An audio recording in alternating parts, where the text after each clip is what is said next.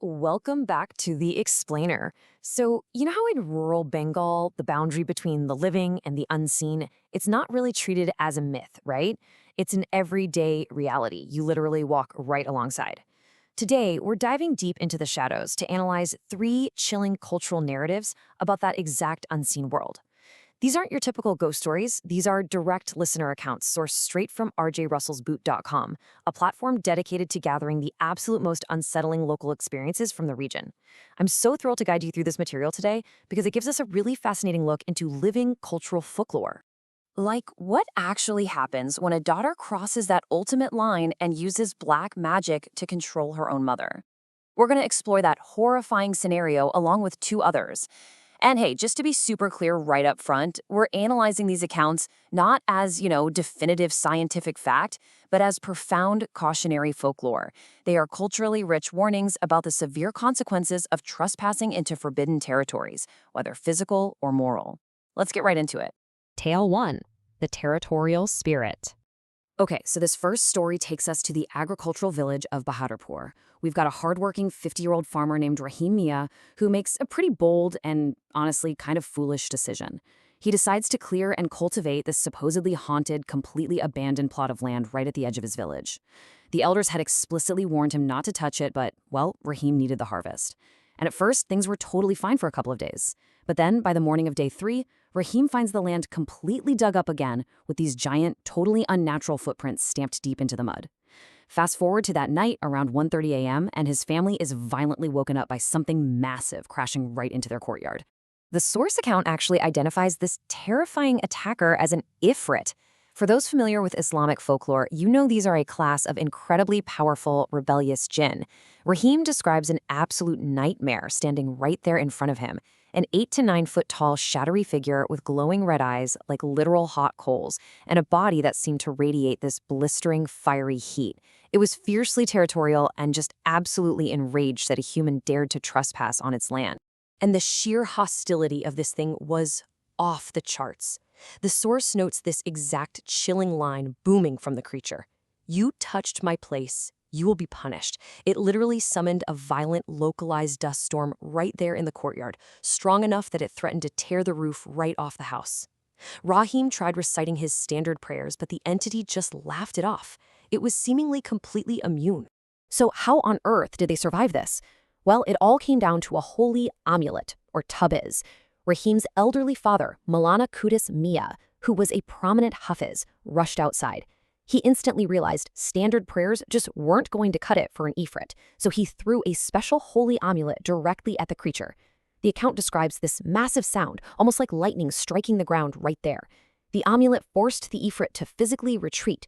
Its fiery eyes dimmed, it dissolved into a violent gust of wind, and it left the land entirely abandoned forever. Tale 2. The Price of Black Magic. Here, we're shifting from physical borders to moral ones. Meet Samia. She's a college student in Munchiganj, and she is just desperately seeking her strict, single mother's acceptance of her new romantic relationship. Now look, we've all had intense disagreements with our parents over dating, right?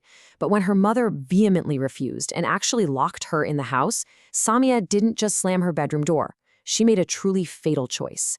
She crossed into a dark reality and decided to use forbidden magic to forcefully alter her own mother's free will. She specifically turned to Kala Jadoo, or black magic.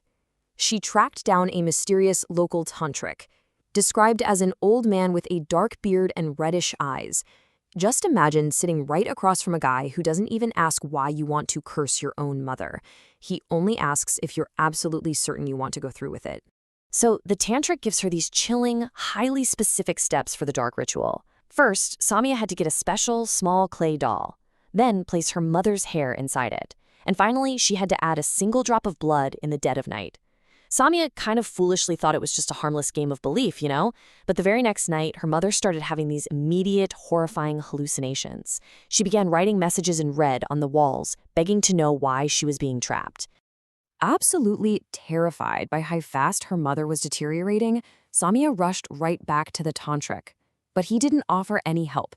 Instead, he hit her with this terrifying realization. Black magic never works for love. It only knows revenge. And that right there is a foundational rule of this folklore. You simply cannot harness dark energy for positive outcomes. The magic had completely bypassed her initial intentions and went straight for destruction. The aftermath here is just absolute tragedy. Samia rushed back home only to find her mother dead on the floor.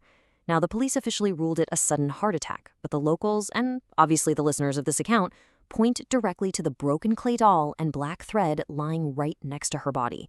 And honestly, the most chilling detail?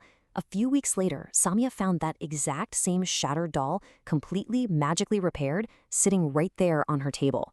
Haunted by these ghostly whispers, Samia literally fled the village and just disappeared forever. Tale 3. The Horror Guardian. This one takes us to 2014 in rural Sylhet. We follow a Quranic teacher, Hafiz Ansar Ahmed, who's taken a late-night walk across a desolate hawar, which is a large wetland area connecting two remote villages. So he leaves his tutoring job in Munshigram village around 9:15 p.m. Somewhere out there, on this incredibly dark path, he gets stopped by a mysterious old man with a heavy voice who inexplicably knows his profession and warns him to be very careful. Right after that encounter, Ansar starts experiencing this terrifying spatial and time distortion. He's walking frantically in pitch-black darkness for what feels like a solid hour, but when he finally checks his surroundings, he realizes he's only covered about 3 minutes of actual distance. The suspense really hits its peak right in the middle of that desolate wetland. Suddenly, his path is completely blocked by this massive shadow beast. The account says it was pitch black, with these snake-like red eyes.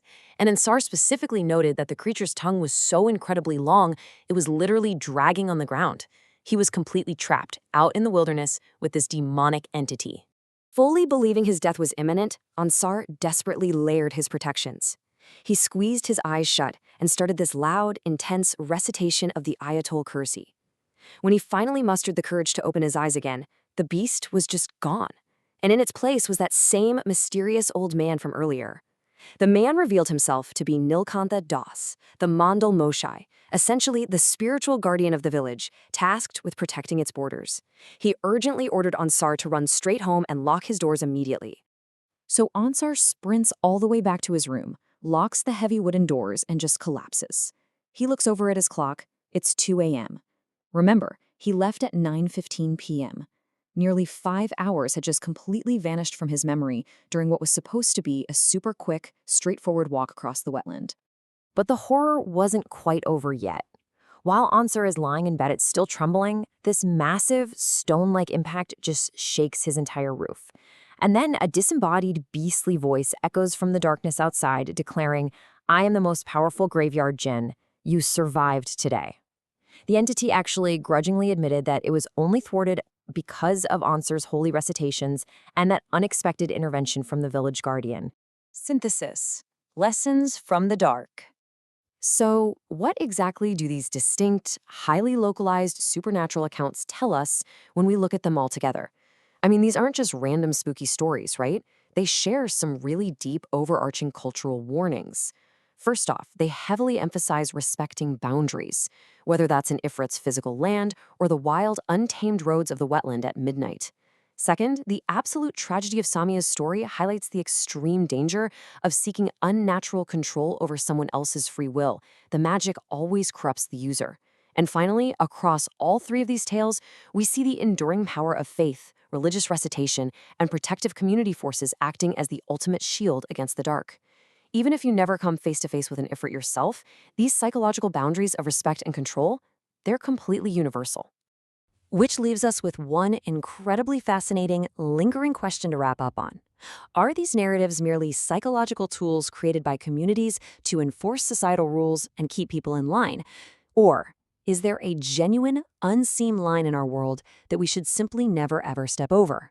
It's the kind of thought that really makes you wonder about what exactly lurks in the dark corners of these villages, just beyond our everyday sight.